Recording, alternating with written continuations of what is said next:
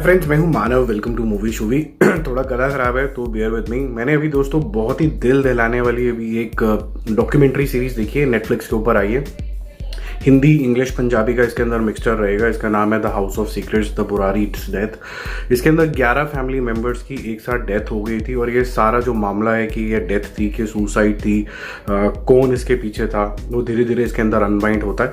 बहुत ही अब जैसे मैं अब यूज़ करने वाला था वर्ड, बहुत ही ब्यूटीफुल तरीके से इसको दिखाया गया है। डेथ्स के मामले में ये वर्ड थोड़ा इनअप्रोप्रिएट हो जाता है, बट मैं यहाँ पर सिर्फ प्रोडक्शन और एग्जीक्यूशन की बात करना चाहता हूँ। जो ब्यूटीफुल तरीके से यहाँ पर एग्जीक्यूशन हुई है इसकी, उसके बारे में बात कर लेते हैं।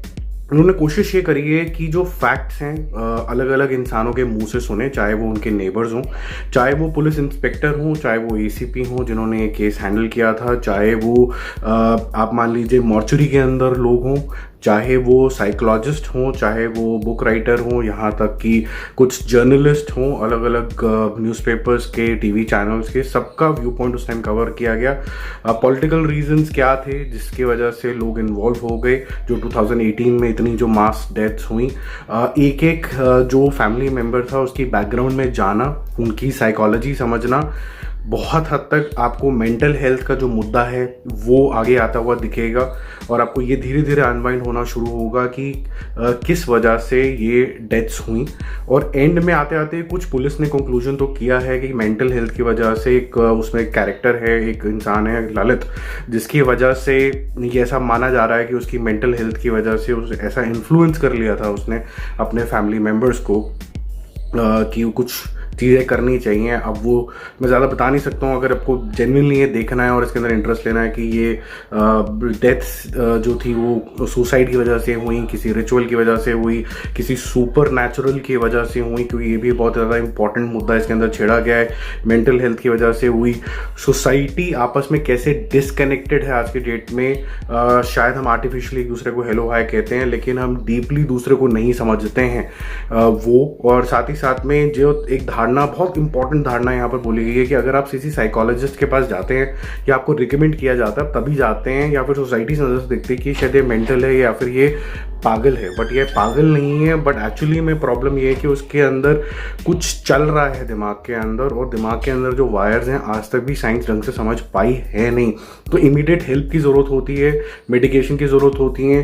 कुछ इंपॉर्टेंट दिमाग के जो मुद्दे हैं, लोनलीनेस ले लीजिए, डिप्रेशन ले लीजिए, कुछ चीज़ों का आभास होना, ये सब चीज़ें आज की डेट में साइंस हैंडल कर पाती है दवाइयों के थ्रू।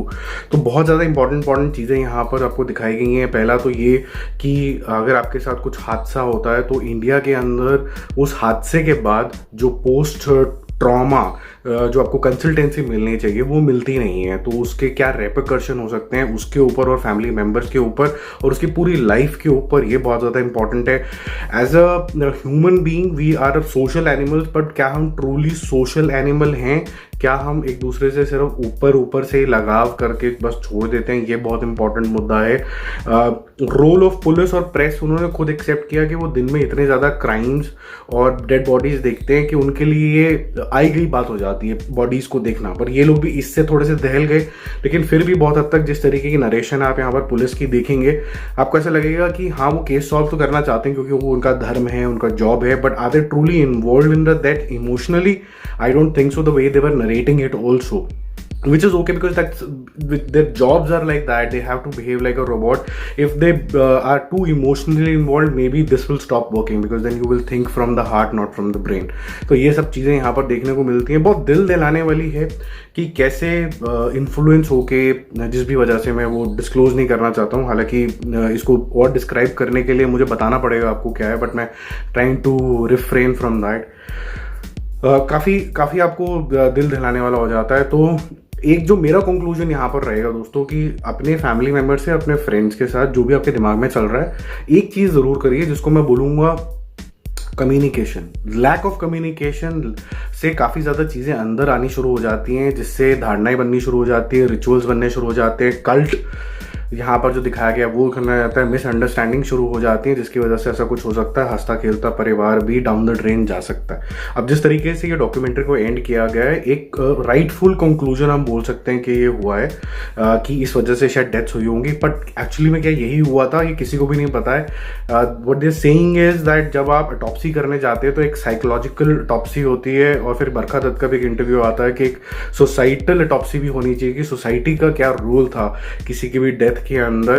तो ये सब जो चीज़ें हैं ना इसके अंदर काफ़ी गंभीरता से दिखाई गई हैं। तो मुझे ये सीरीज़ काफ़ी ज़्यादा इंपैक्टफुल लगी, दिल दहलाने वाली लगी। मैं काफ़ी कुछ आपको बताना चाहता हूँ पर मैं बता नहीं सकता हूँ, लेकिन अगर आप ये देख चुके हो और आप और कोई डिस्कशन करना चाहते हो तो आप मेरे साथ इंस्टाग्राम पे आप कनेक्ट कर लो, हम मैसेंजर के ऊपर और बातें कर सकते हैं। अगर आपको ऐसा लगता है कि आपको किसी एक कैरेक्टर के बारे में कुछ एक्सप्लेनेशन वीडियो चाहिए या कुछ और बात करनी है, उसके लिए मैं अलग से एक वीडियो भी बना सकता हूँ।